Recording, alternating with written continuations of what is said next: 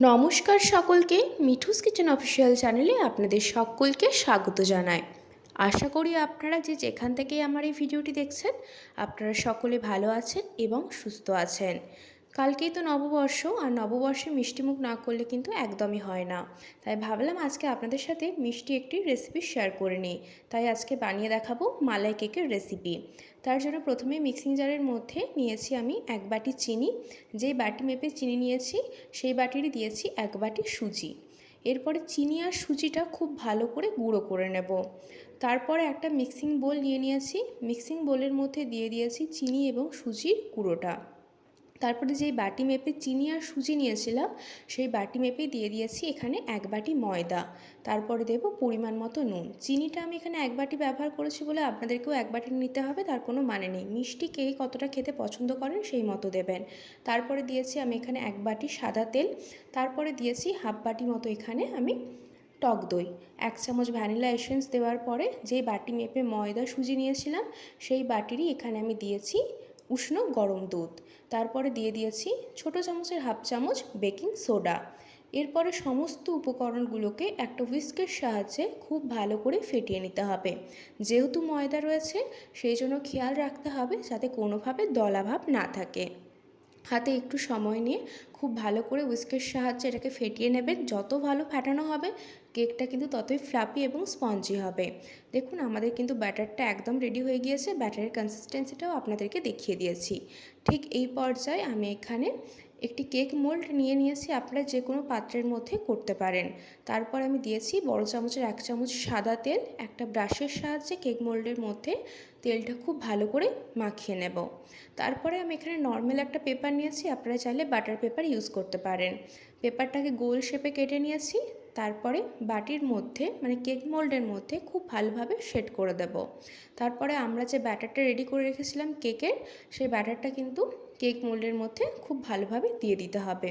ব্যাটারটা পুরোটা দিয়ে দেওয়ার পরে এইভাবে কিন্তু ট্যাপ ট্যাপ করে দেবেন। তাতে করে কি হবে, ভেতরে যদি কোনো এয়ার থাকে সেটা বাইরে বেরিয়ে যাবে।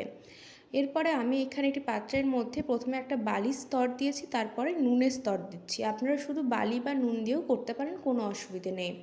পাত্রটা 10 মিনিট গরম করে নিয়েছিলাম হাই ফ্লেমে। তারপরে কেকের মোল্ডটা দিয়ে একটা আমি উপর থেকে সুতির কাপড় দিয়ে দিয়েছি, এতে করে গরমে বাষ্পীভূত হয়ে জলটা পড়বে না।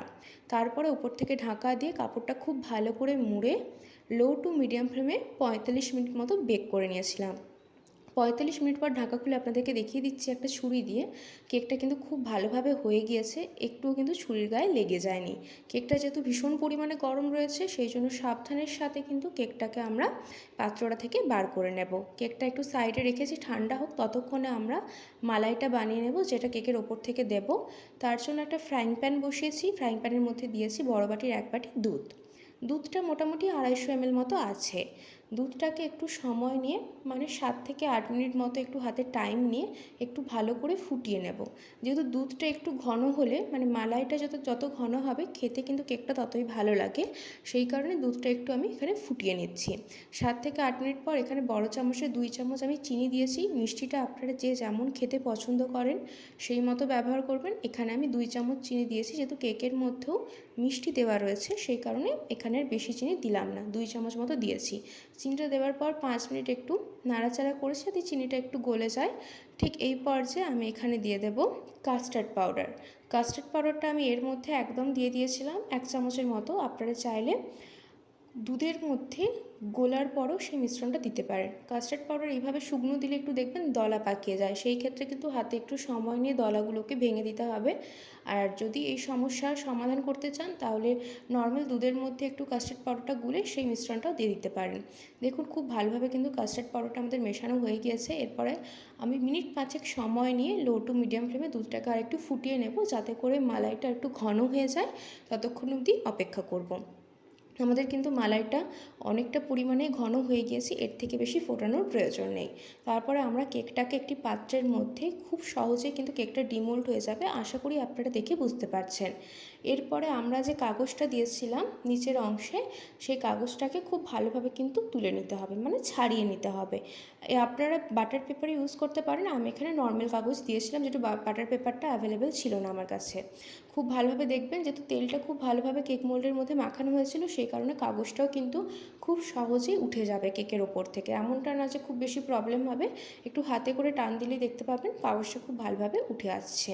তারপরে কেকটাকে আমি এখানে সোজা করে নিয়েছি। তারপরে একটা কাঁটা চামচের সাহায্যে খুব ওপর থেকে খুব সুন্দর করে ফুটো ফুটো করে দেবো, যাতে করে যে মালাইটা দেবো সেটা যেন কেকের ভেতর অবধি ঢোকে। আপনারা কাঁটা চামচ যদি ব্যবহার করতে না চান, যে কোনো কাঠির সাহায্যে কিন্তু ফুটো ফুটো করে দিতে পারেন কেকের ওপর থেকে।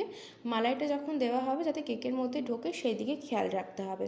এইভাবে কিন্তু কাঁটা চামচের সাহায্যে ফুটো ফুটো করে দিয়েছি। ফুটো যখন করছি আপনারা দেখে হয়তো আশা করি বুঝতে পারছেন কেকটা কতটা স্পঞ্জি এবং সফট হয়েছে। যেহেতু ফ্যাটানোটা খুব সুন্দর করে হয়েছিল সেই জন্য কিন্তু কেকটা এতটা নরম হয়েছে। এরপর ওপর থেকে আমরা যে দুধের মালাইটা বানিয়ে রেখেছিলাম সেই মালাইটা উপর থেকে আমি এখানে দিয়ে দিচ্ছি। এই কেকটা নর্মালি গরম গরম খেতে তো ভালো লাগেই, কিন্তু চাইলে আপনারা ঠান্ডা করেও খেতে পারেন ফ্রিজে 1 থেকে 2 ঘন্টা রেখে। এত অতুলনীয় লাগে যে কি বলবো। ছোট বাচ্চা থেকে শুরু করে বড়রা ভীষণ পছন্দ করে খেতে। ওপর থেকে মালাইটা দিয়ে দিয়েছি, এরপরে ওপর থেকে আমি আমন্ডের কুচি ড্রাই ফ্রুটস হিসেবে ব্যবহার করছি। আপনারা পছন্দ মতো ড্রাই ফ্রুটস ব্যবহার করতে পারেন। আজকের রেসিপি আপনাদের কেমন লাগলো অতি অবশ্যই কমেন্ট করে জানাবেন। যদি ভালো লেগে থাকে অবশ্যই করে আমার চ্যানেলটিকে সাবস্ক্রাইব করবেন, লাইক শেয়ার কমেন্ট করতে ভুলবেন না। আর যদি এরকম নিত্য নতুন রেসিপি পেতে চান অবশ্যই করে আমার চ্যানেলটিকে সাবস্ক্রাইব করে আমার চ্যানেলের পাশে থাকার অনুরোধ রইল। আপনাদেরকে কেকটা কেটেও দেখিয়ে দিচ্ছি কত সহজে কাটা হয়ে যাচ্ছে এবং ভীষণ সফট হয়েছিল। নববর্ষের দিনে ছোট থেকে বড়দেরকে যদি মিষ্টিমুখ করাতে চান তাহলে এইভাবে বাড়িতে খুব সহজে কম উপকরণে এই মালাই কেক বানিয়ে নিতে পারেন। ছোটরাও যেমন খুশি হবে, বড়রাও খেয়ে কিন্তু তৃপ্তি পাবে। ভীষণই সহজ একটি রেসিপি আপনাদের সাথে শেয়ার করেছি।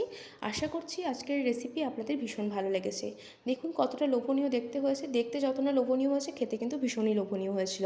বাড়িতে একবার হলেও কালকে নববর্ষের দিনে এই মালাই কেকের রেসিপিটি ট্রাই করার অনুরোধ রইল। ট্রাই করলে অবশ্যই করে কমেন্ট করে জানাবেন।